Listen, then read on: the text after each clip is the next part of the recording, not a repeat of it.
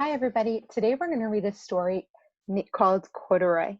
And this story is about a little bear named Corduroy. And we're going to see what he really wants and see if he gets it in the story. I hope you enjoy. Corduroy, Stories and Pictures by Don Friedman. Corduroy is a bear who once lived in the toy department of a big store. Day after day, he waited with all the other animals and dolls for someone to come along and take him home. Wow. This page tells me that Corduroy really wanted something. It says here that he waited a really long time for somebody to take him home. Let's see if he gets what he wants.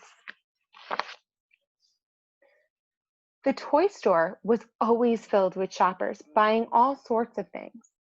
But nobody ever seemed to want a small bear in green overalls. How sad. Then, one morning, a little girl stopped and looked straight into Corduroy's bright eyes. "Oh, Mommy," she said, "look, there's the very bear I've always wanted." "Not today, dear," her mother sighed. "I've spent too much money already. Besides, he doesn't look new. He's already lost a button to one of his shoulder straps." Corduroy watched them sadly as they walked away. "I didn't know I lost a button," he said to himself. "Tonight I'll go see if I can find it." Why do you think Corduroy wants to go find his button? Let's see. Late that evening, when all the shoppers had gone and the doors were shut and locked, Corduroy climbed down carefully from his shelf and began searching everywhere on the floor for his lost button. Oh boy, I hope he finds his button. Suddenly, he felt the floor moving under him. Quite by accident, he had stepped onto an escalator, and up he went. Could this be a mountain? He wondered. I think I've always wanted to climb a mountain. Is it really a mountain that he's on? No, it's an escalator. Have you been on an escalator when you've gone to a store? He stepped off the escalator as it reached the next floor, and there, before his eyes, was the most amazing sight. Tables and chairs and lamps and sofas and rows of beds. "This must be a palace," Corduroy gasped. "I guess I've always wanted to live in a palace." Is he really in a palace? No, he's in a big store. He wandered around admiring the furniture. "This must be a bed," he said. "I've always wanted to sleep in a bed." Then he crawled onto the large, thick mattress. All at once, he saw something small and round.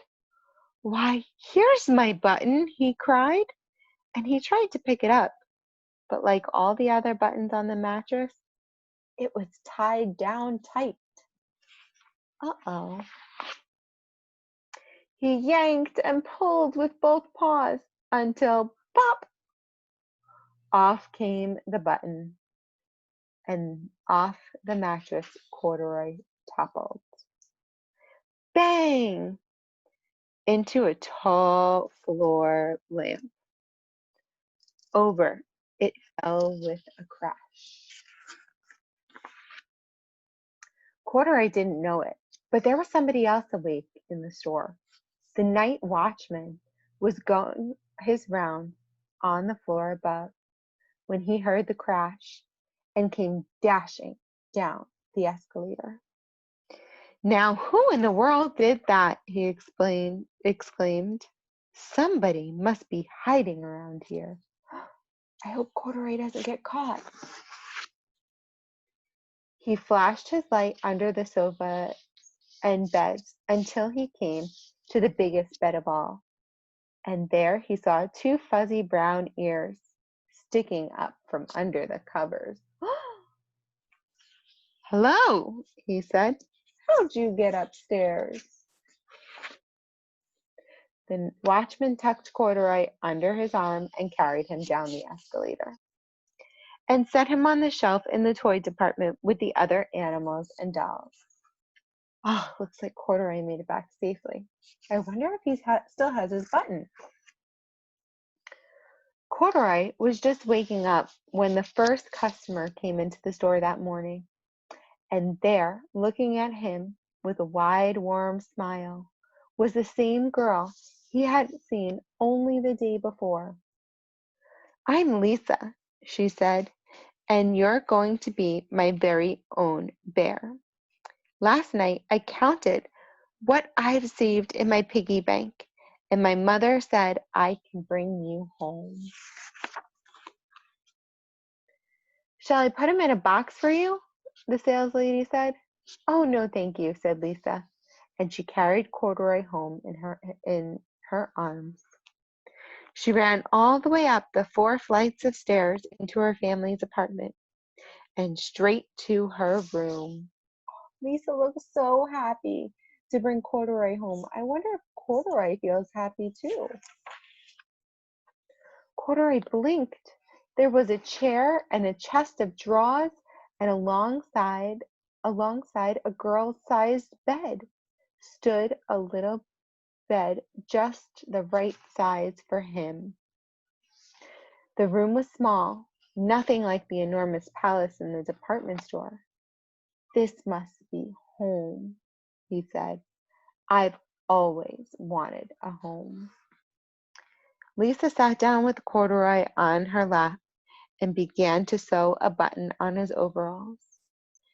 "And I like you the way you are," she said, "but you'll be more comfortable with your shoulder straps fastened." "You must be a friend," said Corduroy. "I've always wanted a friend."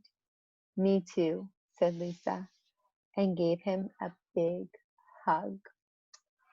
Oh, it looks like Corduroy got what he wanted after all. He wanted to leave the department store and find a home, and Lisa took him home, and now they're really good friends. I hope you enjoyed the story.